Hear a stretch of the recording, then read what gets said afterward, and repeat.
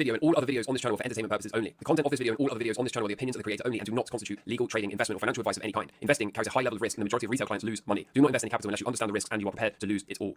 Alright, hello and welcome to Camel Finance. I'm your boy Camel, and this is the weekend's deep dive. I actually think this is going to be more like a shallow dive because not a great deal has changed. Of course, we've had the rate cuts, 50 basis point rate cut from the Fed, so that's something, that's a change, that's a development. The charts are still more or less operating within the expectations. In case you're new, on the weekend I like to come back and re-examine my primary hypothesis for the markets, and I check for invalidations, because if things are invalidating, I need to know in the first instance, because that would imply I don't know what's going on and my positioning therefore might not be justified. If, however, everything is still operating, roughly speaking, according to plan, then I can have a lot more confidence in my posturing and in my positions for my trades. So from the top, the idea was at the lows we were too bearish and we were going to run to all-time highs. We would see rate cuts sometime around the top, and then we would have a bear market, perhaps coupled with a global recession. And a key component of this downside, if it was to show up, would be that it would be, for a short period in time, asset price deflationary. The curious part of all of this to me is that if we do indeed get a blow off top, since it's at the end of the multi-year cycles, I think there's a very good chance that that high is going to remain the high for perhaps as long as a decade. And we've seen that before, 14 years, 16 and 16 years, whilst the stochastic resets itself. And at the hard right edge so far, it's got all the familiar symptoms. Now, of course, it doesn't mean it couldn't turn back up, but it does mean if it continues, then we may well be in for a sideways lost decade in the stock market after we find the final high. Fast forward to today, and I believe we are working on that blow off top angle. I believe we are in the final leg to the upside, and I've been very consistent in saying if we get a push up here and then a trend line breakdown, that will be me declaring the top. That will be me officially calling tops. It will be me flipping to net short. It will be me exiting the risk assets. I understand that when we get up here, it's going to be very difficult for people to want to call tops. It's going to be difficult for people to want to go short. There's always going to be narratives up here that make selling very, very difficult. But since this has been the idea since the lows, okay, since all the way back here, we expected a big blow off top and then a rollover in a bear market and a recession. Particularly if we get those trendline breakdowns, then, like I said, I have to kind of stick with my idea because things are still, roughly speaking, going according to plan. I do wonder if this Congress being banned from owning stocks is not going to manifest, is not going to be seen. The idea was that the Fed were banned back here, and thus it wouldn't surprise me if Congress were banned at this current top. But so far, it doesn't look like this component is going to come to fruition. It's never been a requirement, it's just been an expectation since that's what we saw with the Fed back here. But I do think, particularly if we continue to squeeze higher, then we are likely going to see a major top come in. And as I showed you just now with this, that top may well remain the top for a decade or so. Doesn't mean there can't be violent rallies and bounces in between, okay? If we do get a large correction, then we can see up to triple digit bounces in the stock market. If we were to fall 80%, for example, we could see a 100% move off the lows before then it rolls over again and still wouldn't get anywhere back near the highs. So it doesn't mean that there's not trading opportunities in here. It just means that the stock market may well be experiencing this lost decade. And the idea for Bitcoin was that this cycle would actually be different. We would hit an all-time high before the halving. The cycle would top before November of this year, qualifying it as a left-translated 4-year cycle, and thus it would have to spend the remainder of the 4-year cycle in what would be the longest bear market Bitcoin has ever displayed.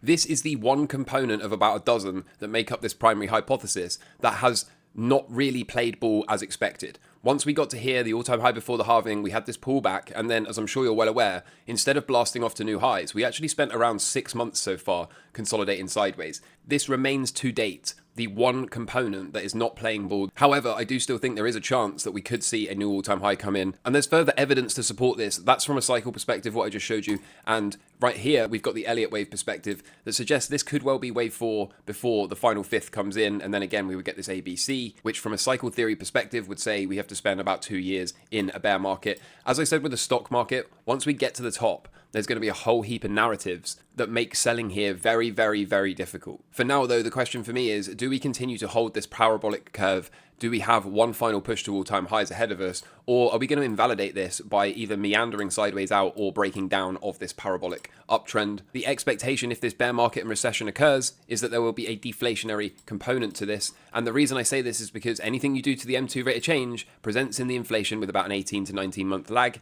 we've had the down, sideways wobble, and down in M2 rate of change, and that has presented as down, sideways wobble, which the key part here was that the majority of market participants falsely perceived this as sticky inflation with expectations inflation would be about to creep back up. I had been saying, no, because of this, okay, we are going to continue to see inflation come off. We're going to continue to see inflation drop like a stone.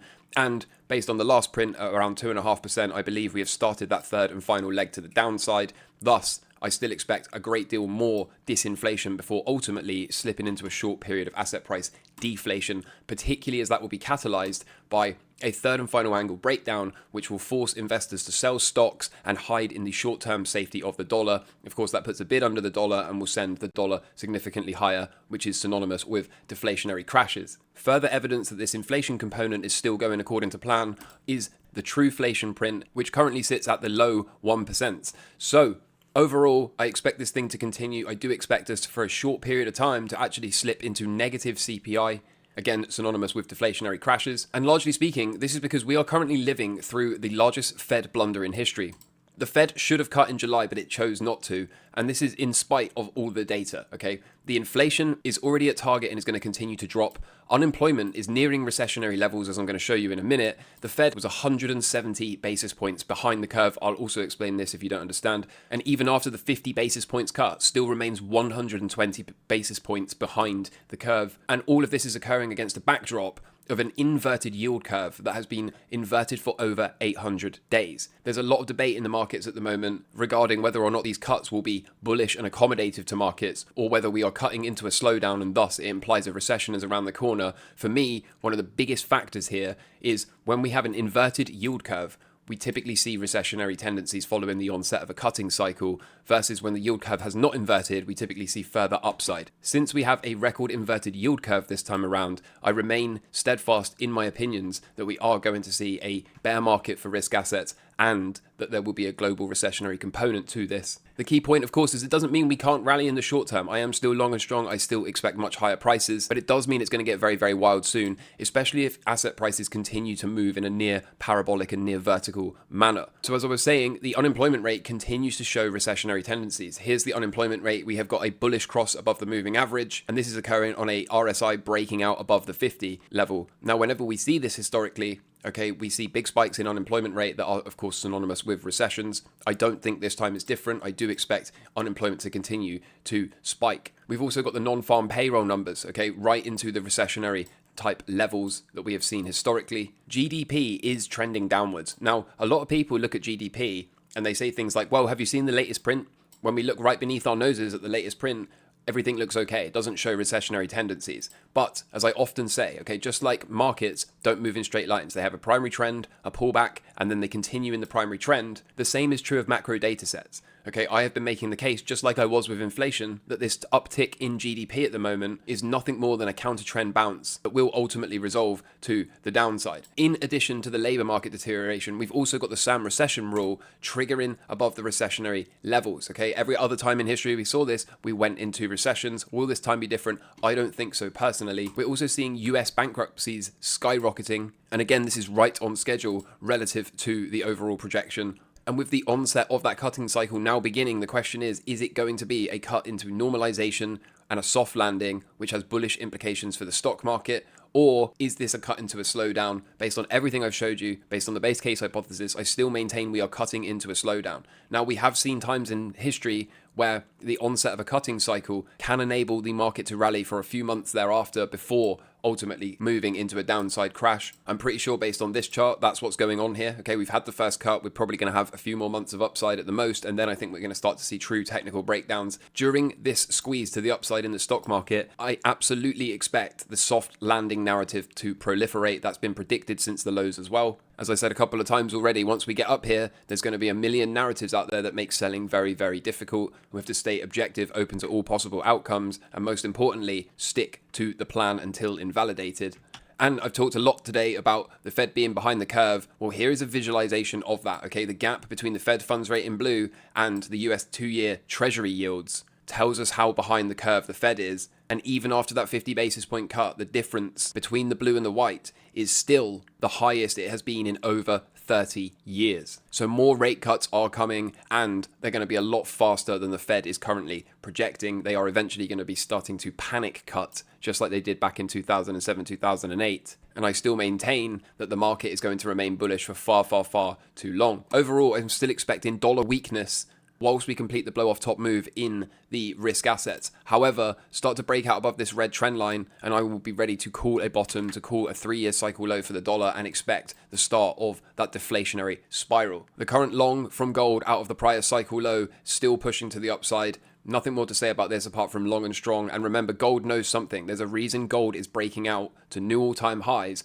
with the stock market, with Bitcoin just off from its all-time high. Gold likely knows what's just around the corner. We are also seeing silver start to break out above that $30 level, closed the week above $31. Silver starting to believe the gold bull market is for real. For the stock market, I remain long and strong via the S&P, and I remain cautiously aware that we do have a cycle low due sometime between the end of September, the end of this month, and early October. So it doesn't necessarily mean it has to come all the way back down to where my arrow is. We could certainly see a bit more of a squeeze, a cycle low, and then one final daily cycle. But as I've been saying very, very consistently, regardless of the path we take to get to that cycle low, whether it's like this or this, that cycle low for me will represent the final opportunity for me to add one final set of longs out of that cycle low, and then I will be looking to exit the market, as I said earlier a million times, on trendline breakdowns and flip to be in net short. The Nasdaq has managed to break out and recover its second angle, okay, so happy days there. And the Dow Jones closing right below prior all-time highs,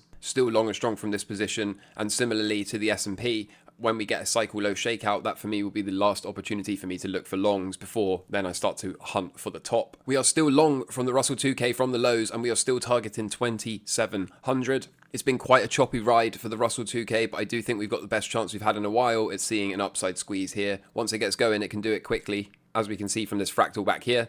Okay, so something like this could certainly be just around the corner. That would give me my target. That would be the kind of thing I'm looking for. If indeed these blow off top moves do occur, then I remain still hunting for a lower down entry for the VIX. I still think the VIX has some kind of trend line setup to put in over the coming days and weeks. And then once we get down to these lower numbers, I think that will provide me with a very, very nice opportunity to get some hedges on ahead of what I believe will be those third and final angle violations in the stock market. What is there to say about Bitcoin other than the cycle low should be in? We've so far made one repair by breaking out the downward sloping red resistance line. The one missing component here for me to flip from being cautiously optimistic to truly optimistic is I need to see this high from back here taken out and flipped into support.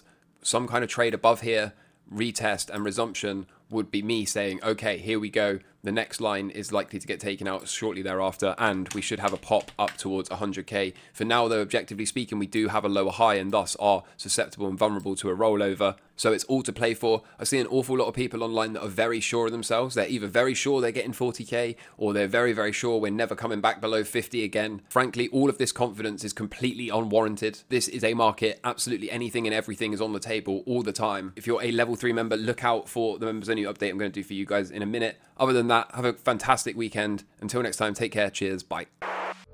Camel Finance, he's the man to see. Rocking the markets with his contrarian spree.